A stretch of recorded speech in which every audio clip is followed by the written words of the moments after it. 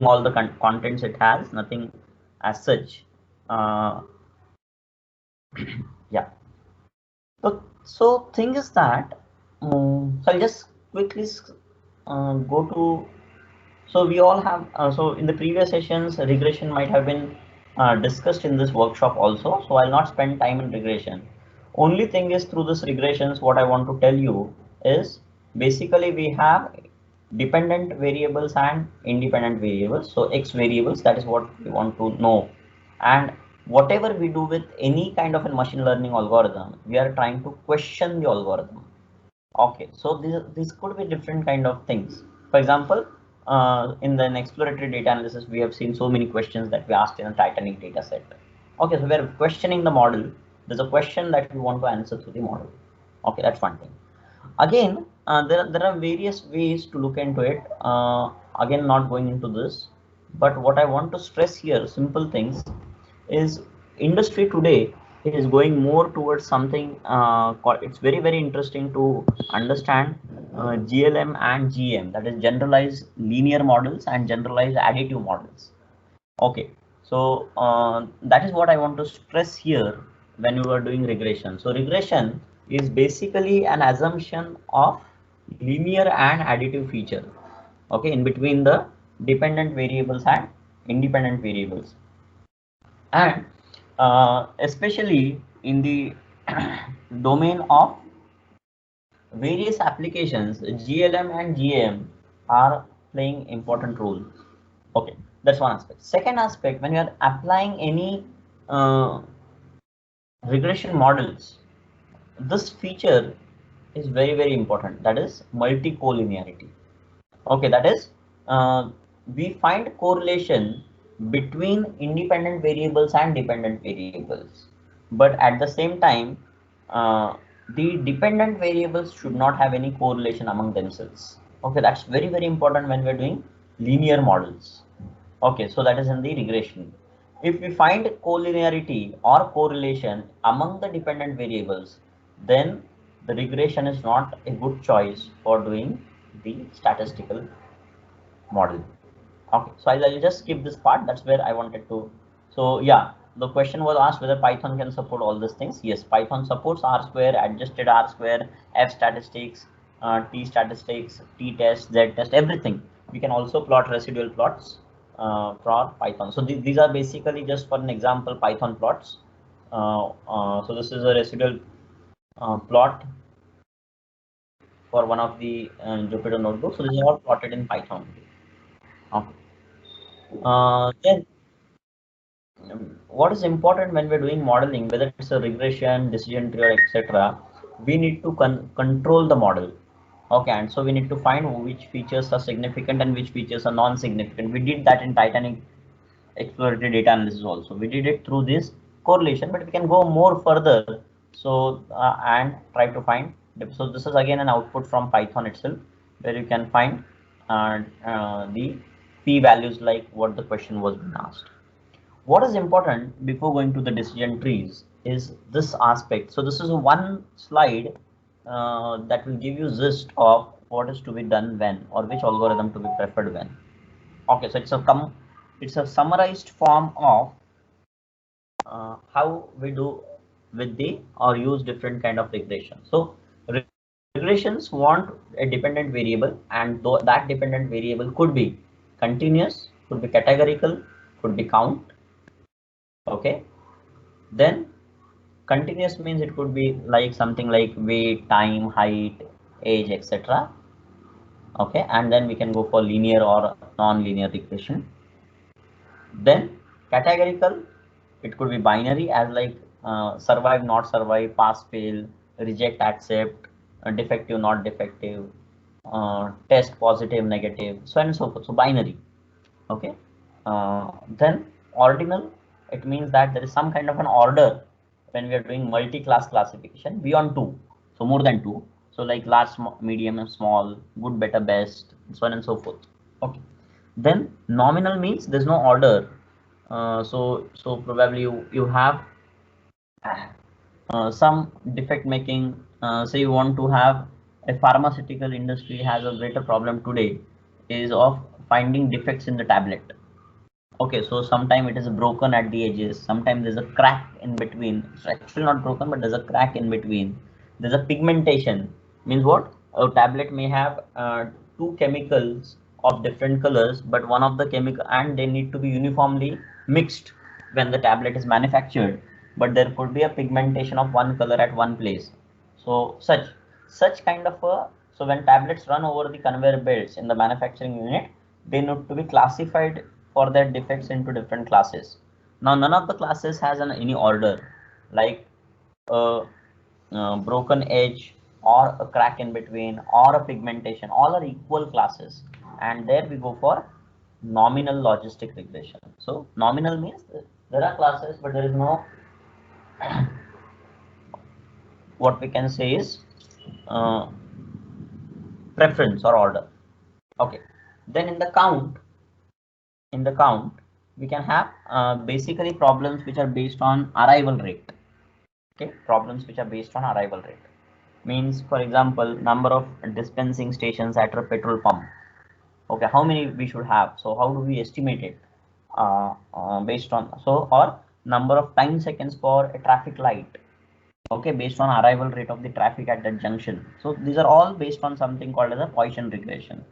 Okay, or number of hits at a server, number of GPUs we should hire for processing a particular kind of a machine learning algorithm.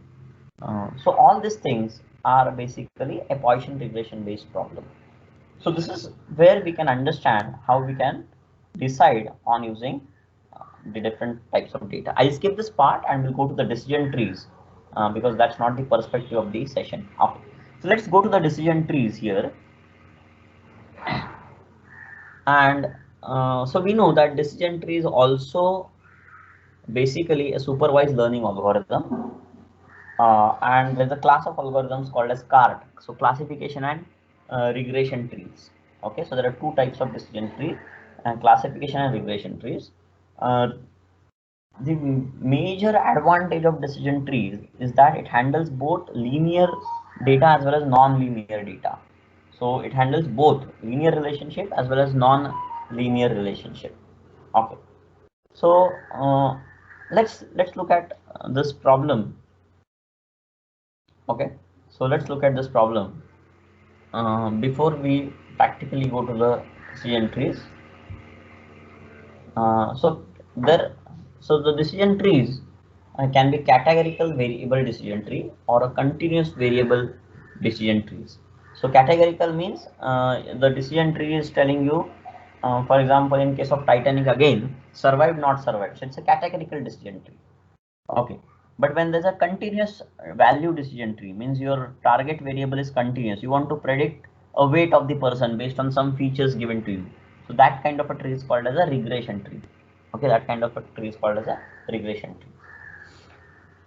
So basic decision tree is a divide and conquer algorithm. Again, I will not spend time on this because it's a typical theoretical steps that we are looking at. So we'll skip and we'll all go towards the mathematical aspect of this rather than going on to the just theoretical aspects. So let me put it straightforward here that the concept of decision tree works on the concept of entropy. Okay, so there are common measures that we do. One is called as entropy information gain. So I have just tried to summarize it again. So for entropy, if it's only entropy a measure of taking a decision, a threshold, lower value is better. Information gain, highest value is better. There's another Gini index which is used in CART algorithms. So there it's used for categorical estimation, and again higher value is better. Gain ratio, higher value is better. So reduction in variance, it's a continuous and used in regression trees. We can also use a chi-square test where the test value can be used as a threshold. Okay, so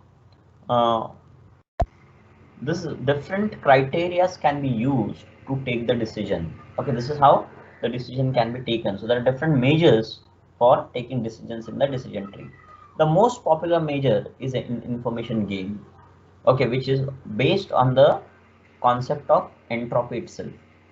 Now, and typically those who come from electronics background or ENTC background they are very well versed with the concept of entropy, because they have certain, so as an engineer, they have studied typical courses which work with signals, like signal and systems, or even image processing or digital signal processing, where entropy is a very fundamental concept for them.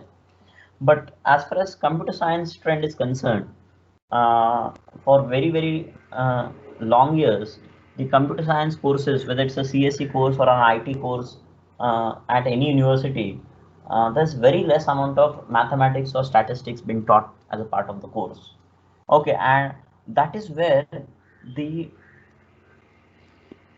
difficulty faced by CS graduates when learning all these things. And even teachers do face this difficulty, as well as even students. Rather, when I look from an industry perspective, as I work on projects with the industry has a dual problem here. What is that dual problem? Is they find CS graduates who can code, but they don't understand underlying mathematics. They find ENTC graduates probably who can understand underlying mathematics, but they're not able to code. And the industry actually wants blend of both as an individual. So you should be domain expert in terms of statistics as a data scientist, and at the same time should be able to use the tool very effectively. And that is where the CS domain has to concentrate on. Okay, so that's how the industry is facing problem as far as the manpower is concerned. Okay, so let's understand how does entropy works. So entropy is basically measure of impurity. Entropy is basically a measure of impurity. Highest value of entropy is always 1. Okay, so highest value of entropy is always 1, and its measure of impurity or disorder or uncertainty or randomness in that particular data set. Okay, so just to illustrate here, I have taken 4 data sets on the right hand side. So these are coins, and the first data set have all the coins of same color or smileys, let's say. Second data set has 2 colors, the third has 3, and fourth has 4. Okay, so 4 different colors, and the total number of points are same. So total number of points are same, so they are not different. So what we can say that each color is each class. So if there are 2 classes, the entropy value is 1. If there are 4 classes, the entropy value is 2. If there are 8 classes, the entropy value is 3. If there are 16 classes, the entropy value is 4. Okay, so and so forth, the value goes on increasing. Now you can find that there are 2, how to calculate this entropy. So this is basically probability of that particular class into log of probability. Okay, so in the formula you can see. So what we can do, if there's a single color, means what? The probability is 1 and log of 1 is 0, and so the entropy is 0. So single color doesn't have any entropy. 2 colors, if I add the summation of the entropy of the complete data set, okay, what I find, so if you look at this data set, there are 6 orange and 6 green, and I can put this formula, it's a summation, so I can put this formula 6 by 12 log of 6 by 12 to the base 2, and again 6, so 0.5 into 1 plus 0.5 into 1, so the entropy comes out to be 1. Okay, so if you go to the next one for 3 colors, then you put the same formula, you take the summation where you go for blue color, green color, and the orange color, and you just calculate it, you find it to be 1.583. Now as it is 3 colors, so it has come to 1.583. But if you have exactly 4 different colors, the entropy comes out to be equal to 2. So what is first thing is, whenever we are doing any decision tree algorithm, we'll start working on entropy first. Okay, so the entropies are internally calculated when we're building a model. Okay, so if you take a library, the entropy is the first thing, that is how it is calculated. Now the second metric, which is derived against the entropy, okay, which is derived against the entropy. Entropy is where smaller value is better, but information gain is higher value for attribute, that is a decision making attribute. Okay, so what is information gain? That the features that perfectly partition will give you the maximal information. Okay, we'll understand this with the problem. This particular bullet. The features that perfectly partition should give the maximal information. That's first thing. Unrelated features will not give any information. Okay. Decision trees will always try to take a decision over maximized information gain, or the object is maximizing the gain. And an attribute with highest information will be subroot.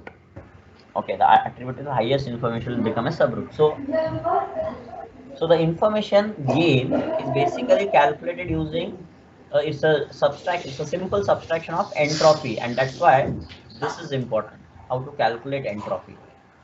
Okay, so it's the entropy of the parent minus sum of weighted average of child's entropy. So again, for calculating child's entropy, again same thing is required. So the information gain metric or algorithm or feature for decision in decision tree works on the concept of entropy. Okay, so let's understand with the small data set again. Okay, so in this data set, what we can see is there are three features X, Y, and Z, and this is a classification. There are 4 records and there are 2 classes. First 2 records are classified in class 1. The second 2 records are classified in class 2.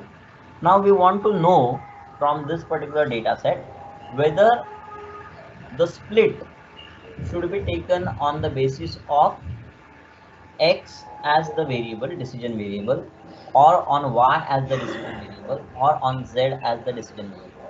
Okay, that's the question. Now, for this, we need to calculate information gain.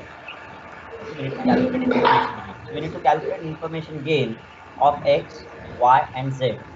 And then the information gain, the information gain calculated for each one, whichever is higher, that division is much better, or that is the variable that will be considered for the division.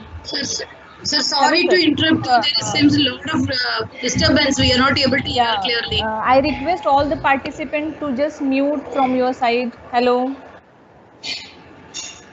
Please mute from your side because there is a lot of background noise coming. Yeah. Yeah. Can we proceed now? Yes, sir. You can proceed. Yes, sir.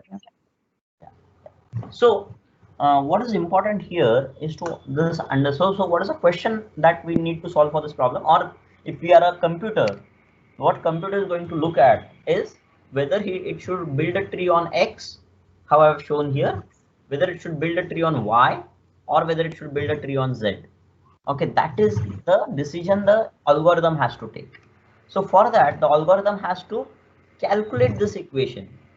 That is information gain of that particular feature. Feature means here X is equal to entropy of the parent. So by default, it will be 1 minus sum of weighted average of entropy of the child. Okay, sum of weighted average of the entropy of the child. So this is what we need to understand. Okay, this is what will help us to take the decision. So the next part of that equation is actually calculated here. Okay, so how to calculate the I of SA? So that is this feature.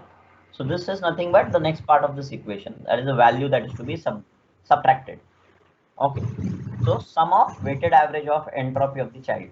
Okay, so this we need to understand how it has been done for X. So what we can look from the data set. So what an algorithm will look into the data set, that is very important. So for this feature X, it will look what are the different values that X takes. Okay, so distinct values. So this A is basically a set of distinct values. S is basically a feature. Okay, so what are the distinct values X takes? 1 and 0. Okay, that's why I've explicitly written here 0, 1. These are only 2 values X takes. Out of these 0 and 1 values, okay, out of these 0 and 1 values, what we need to understand is basically the values of E of Si, that is entropy of each child. What is each child here? That is, each child means you can look at the top, that is X can take a value 1 or X can take a value 2. So there are 2 children to X. Okay, X feature. So based on that, we calculate the information gain. So this particular mod divided by mod is nothing but number of occurrences of this X equal to 1. So how many occurrences are there for 1 in the column 1 is 1, 2 and 3. That's why this figure 3. So S of I will be 3 divided by S. S is nothing but total number of records. So they are 4. That's why 3 by 4 into how this 0.9184 has come. It has come from the weighted entropy of the child. What is weighted entropy of the child? You remember the formula for entropy. It is P of I minus sign, that is summation minus summation of P of I into log of P of I. So for X equal to 1, how many ones are there for vector X? It is 3. Out of these 3 ones, how many classify to different classes? So 2 ones classify to class 1 and 1 1 will classify to class 2. So 1 by 3 comes as X equal to 1. Out of this, there are 3 occurrences of 1, but out of that 1 occurrence classifies to class 2. And that's why the probability is 1 by 3 log of 2 1 by 3 minus, why 2 by 3? Because there are 2 occurrences of 1 in X which map to class 1, and that's why it is 2 by 3 log of 2 to the 2 by 3, and so the answer comes out to be 0.9184. Okay, so at this point algebra is not important because we have calculators and everything, and ideally Python is going to do it when the data increases. So algebra is not important. The concept is important, that we need to understand how this weighted how the weighted entropy is calculated. So how the weighted entropy is calculated?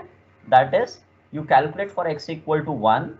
So use the same formula. The formula is same, that is minus summation P of I log of 2 P of I. The only thing is the domain or scope changes. The scope changes to subset of the total sample where you have X equal to 1 and you have the dependent variable class considered. Okay, so this is how you calculate at entropy of child at X equal to 1. Similarly, you need to calculate entropy of child at X equal to 0. Okay, X equal to 0. So how does this has come to 1? You calculate number of occurrences. This is having only one class, and if you remember that if there is a single class, okay, you can look at the first diagram here. There's a single color means single class. For that value, the entropy will be 0. So for what does the here single class means? That for X equal to 0, there is only one class value, that is 2, and so the entropy of child X equal to 0 will come out to be 0. Now what is weighted average entropy? Means this second part of the equation. This weighted average means is that these are the probabilities or entropy of this X equal to 1 and X equal to 0. So for X equal to 1, it is 0.9184. But out of total occurrences, what is the weight of X equal to 1? Out of 4 occurrences, X equal to 1 is 3 occurrences. Okay, 3 occurrences. So 3 by 4, that's the weight of 1. And there's only one occurrence of 0, that is 1 by 4. Okay, 1 by 4. And so what you do, you just calculate. So this value is 0. That is entropy of X equal to 0 is 0, and entropy of X equal to 1 is 0.9184. We have calculated it above. So this value comes up to be 0.6888. And what is information gain? It is the entropy of parent. So this entropy of parent is 1 because it covers all the data set. Okay, and there are 2 classes. So as there are 2 classes, you just remember the previous slide. If there are 2 classes, the entropy is 1. So the decision tree will start with the initial entropy value. So this is 1. So 1 minus the entropy in the weighted entropy at X equal to X vector, that is X feature, and it comes up to 0.31. Similarly, we have to calculate weighted entropy for Y and calculate information gain for Y. Okay, so I'll go to the next slide. So again, here it is pretty clear. Look at Y now. For Y, with Y equal to 1, the class is always 1, means it's a single class classification. For Y equal to 0, the class is always 2. So again, it's a single class classification. So the entropy of parent is 1, but entropy of child y equal to 1 being single class, the entropy becomes 0. Entropy of child at y equal to 0 being single class comes from the dependent variable C, in this case C column, so it also comes out to be 0. So as these two values are 0, the weighted sum, that is this next factor in this equation, sum of weighted entropy of the child, okay, that value will also come to be 0. So it will be 1 by 2, 1 by 2. Why 1 by 2? Because there are two y values, y equal to 1, which gets classified as two y values equal to 1, and there are two y values equal to 0. So half into 0 and half into 0, this becomes 0. The information gain is entropy of the parent, which is 1 because of the two classes that the parent has, and so entropy is 1. 1 minus the information at y, so 1 minus 0, it becomes 1. So this value is 1. Similarly, we calculate it at z. Okay, so what happens with z? Let's understand this. For z, when you have z value equal to 1, you have one sample which gets classified in class C and other sample which gets classified in class 2. Okay, class 1 and class 2. So what happens for z equal to 1, as the sample contains one sample is with class 1, other is with class 2. So as there are two classes for z equal to 1, the entropy of z equal to 1 will become 1, because again when there are two classes, the entropy value is 1. So what happens for a typical z value equal to 1, there are two classes, 1 and 2, class 1 and class 2, and so the entropy will become 1. For typical z value equal to 0, again for two occurrences of 0, each occurrence has a different class, so 1 and 1. So again the entropy of z equal to 0 will become 1. And so for the feature z, the weighted sum of the entropy will come out to be 1. Okay, because there are 50% occurrences of 1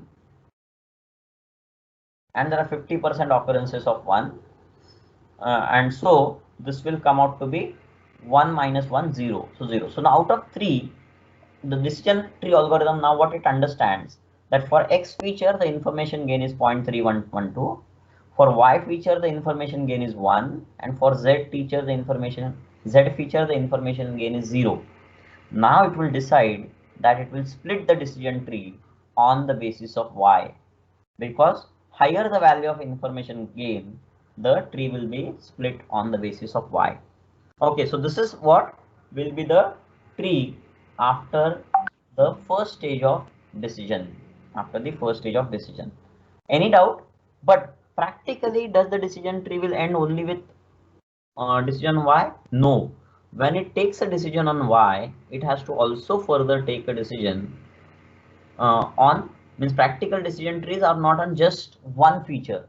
They will have to take a decision on multiple features together. Okay, for example, this is a small data set, a typical example again. The only thing is, here is I have solved this example completely.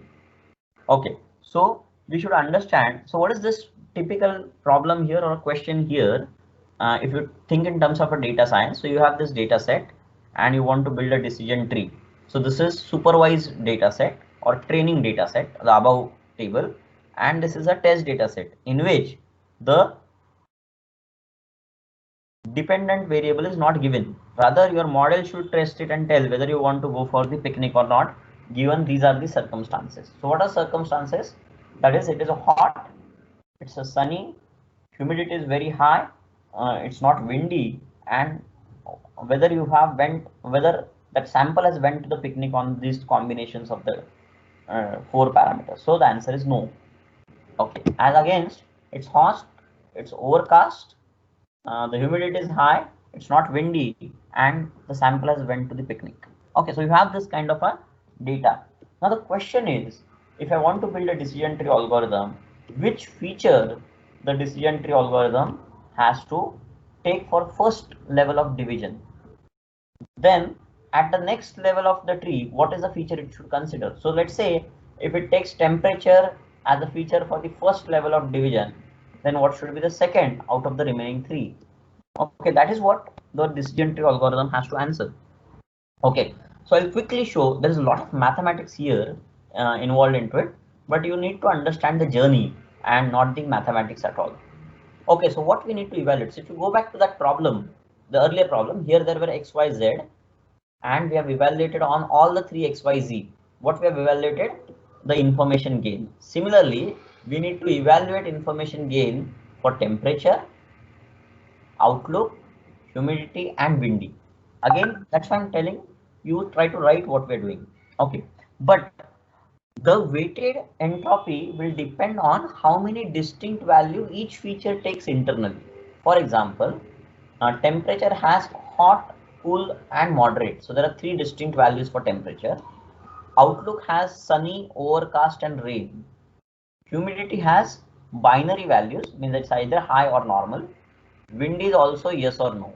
Okay, so these two are taking two distinct values, humidity and windy, wherein these two are taking three distinct values. So weighted entropy calculation here will be complex for the first two features, wherein this is comparatively simple for the next two features.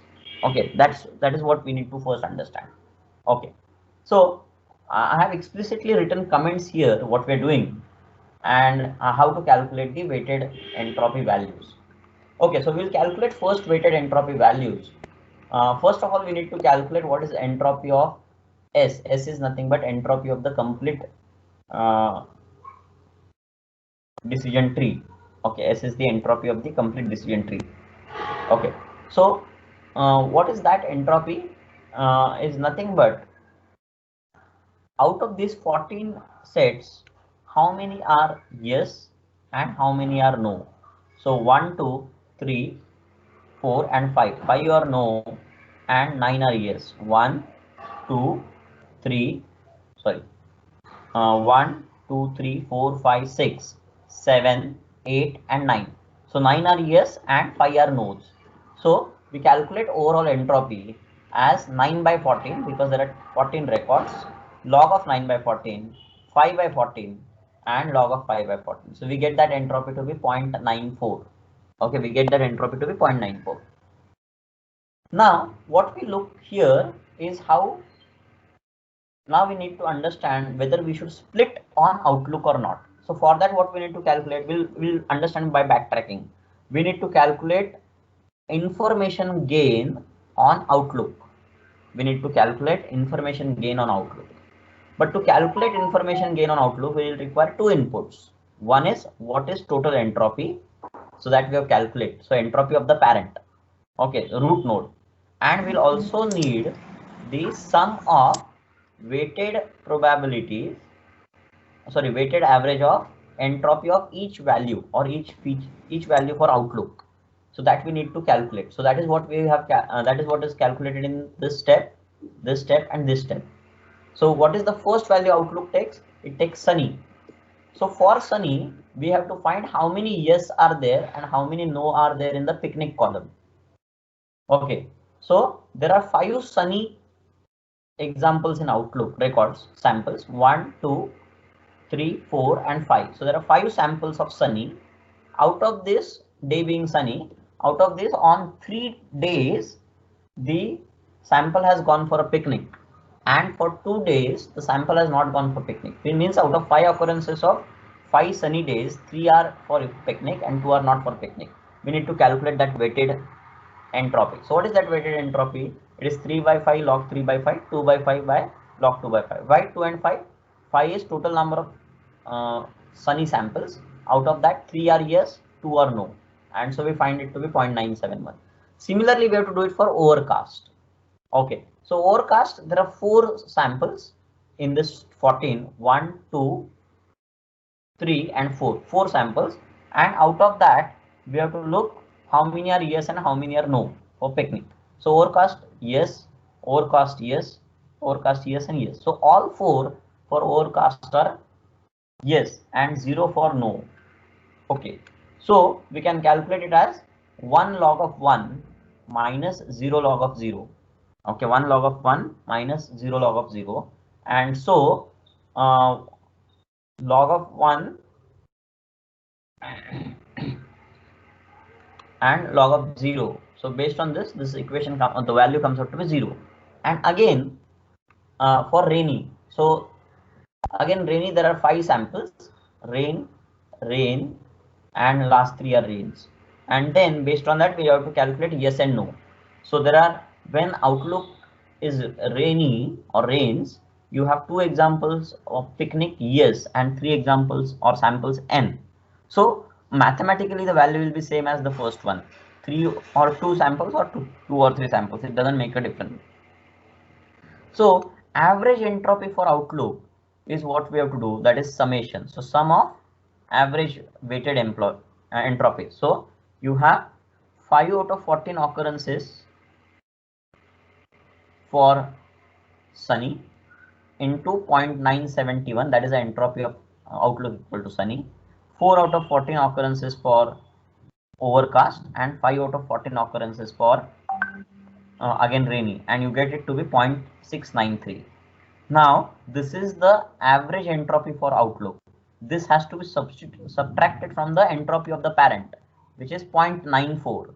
So 0.94 minus 0.693, 0.246 is the information gain. Okay, 0.246 is the information gain.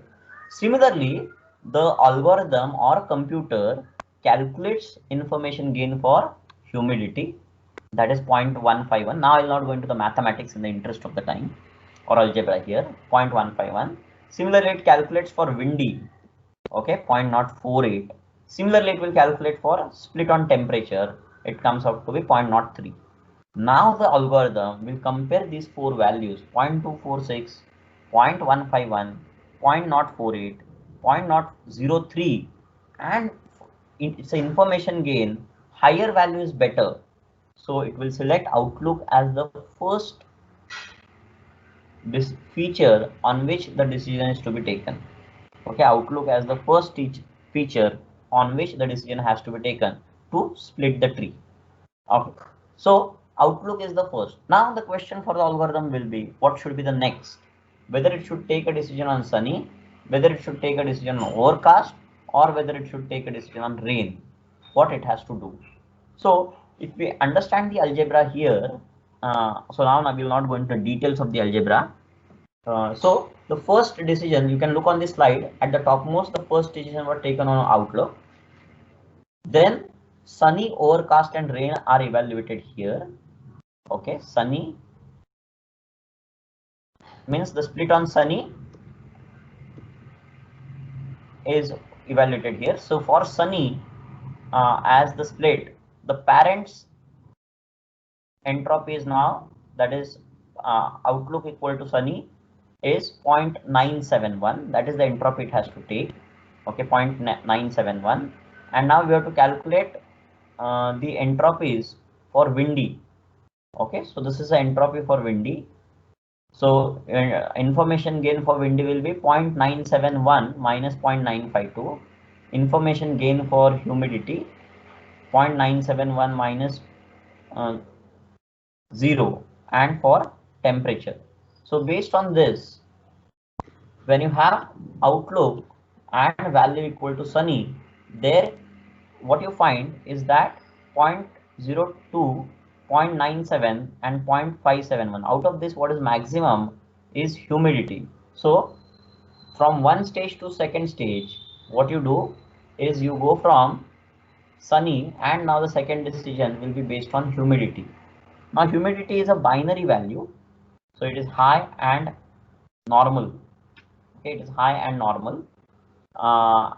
And similarly, from humidity, you have to go to the next stage ahead, taking whether you should consider, so if your outlook value is rain, then whether you should consider windy, or whether you should consider temperature. Why there is nothing for overcast? Because overcast, all the 4 cases are having that the person goes for picnic, and there's no need for any other decision. So this is how the decision tree is built. Now to this decision tree, if I give this as input, the first input is outlook. So if the outlook is sunny, you go to humidity. Second, humidity is normal. So if the normal is there, you go to yes, means you're going for picnic. In the second case, when the outlook is sunny and the humidity is higher, you are not going for the picnic. So your model has answered these two questions. So this is how manually you can put an algorithm, build a tree, and evaluate the test cases. Okay, so it is very interesting and necessary to understand how algorithms work manually. Okay, so we'll take a hard stop here, put next 2-3 minutes for questions, and we'll stop here in the interest of the time. Yeah, over to the coordinator. Hello. Yeah. Is anybody having any question? Yeah, I understand that this is quite complex. Yeah, yes. But this is where, as a data scientist, we need to take efforts and not on only learning the tools. Okay, because So the one thing which we need to remember in decision tree is, as you said, when we are splitting it to different clusters or subgroups, we need to consider only the probability of the event which is occurring in that particular category which you have selected. So if you have selected like in their outlook, then you need to remember that only the events which are pertaining to sunny need to be considered, not the other two. Otherwise, it will start creating the probability will go haywire. Yeah, probability will go haywire, and then the second thing is that, and that is why you require tools now. So you understand this. Yeah. For a human brain, it is quite difficult to work it hierarchically. So this takes a lot of time to work when you're doing it manually, and that's why you require Python, Excel, or any kind of a tool. Okay. And in a way, after we decide, I think so this information can be used for us also in a way when we are doing our dependent variable, which is having number of independent variables. We can also think which variable needs to be given more weightage based on this. We can go back. So for example, when we build this tree, what we come to know is temperature is a non-significant feature in the overall classification. So though the temperature information available in data set, it is not contributing anything to the decision of going to the picnic. What is contributing is outlook, humidity, and windy. Yeah, so this is what information we get from this decision tree. So temperature is a non-significant factor. So if we evaluate the small data set, even with R square, p values, and etc., we'll find that now this is a categorical, so we cannot do linear regression. But if we do with logistic regression, we'll find that yes, temperature is not at all contributing. So same thing can be evaluated on the different. After this, we can go for regression also. Binary classification neural networks. There also you'll find that as a neural network input, temperature as an input is playing no role. So that is what insight you can get. Okay. Any more questions? Thank you. Yeah. Hello. Any more questions are there? Yes, from participants. Sir, you gave one statement telling that how it is becoming difficult for interdisciplinary knowledge is needed. People need to be having a little bit knowledge of mathematics also before doing coding. It will be very useful. Based on that pretest, as a faculty, can I ask you a suggestion? How do you bring about awareness towards mathematics while we are teaching for a non-programming professionals? Because I mainly teach data science little bit for students, those who are from non-mathematics background. They are mostly healthcare administrators. So, so how do you put that? Or is there any mathematics book or something which can make it very simple for them to understand? Yeah. So as a teacher, I'll tell you that is where the crux lies. Is we need to create small data sets which are solvable on paper, and then help them to saying or illustrating on the code that how this is handled for a big data set in the code. Okay, that is what the way. So the way I presented here is you take a small data set and tell the students how is this kind of an algorithm really works on paper. So if they understand how the algorithm works on paper, for them, then it will be easy to understand the coding aspects of the data science. Okay, sir. Yeah. Thank you. Yeah. Thank you. Yes, thank you very much, sir. Mandar sir, that you have accepted the invitation and you are here for as a resource person for this 5th day of workshop, Data Science for Societal Development, which is organized by the CSE department under ATEL. So thank you very much, sir, for giving so many insights on practical demonstration today. Yeah. Thank you, madam. Yeah. Thank you. Yes. So yes, thank you. So I request all the participants will be having a break, lunch break. Will join again at 2 p.m.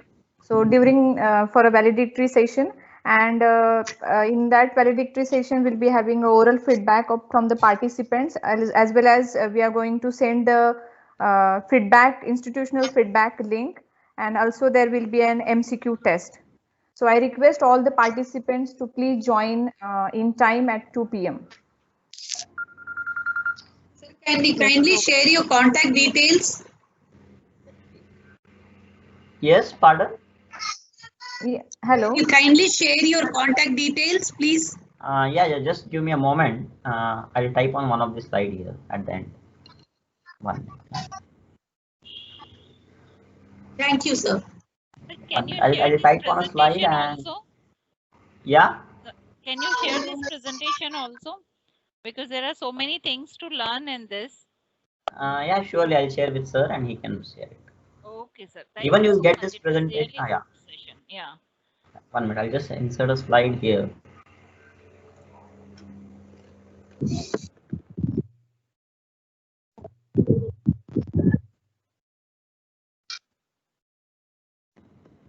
Okay, so you can have my mail ID here.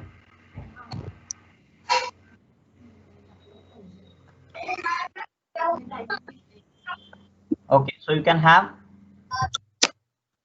my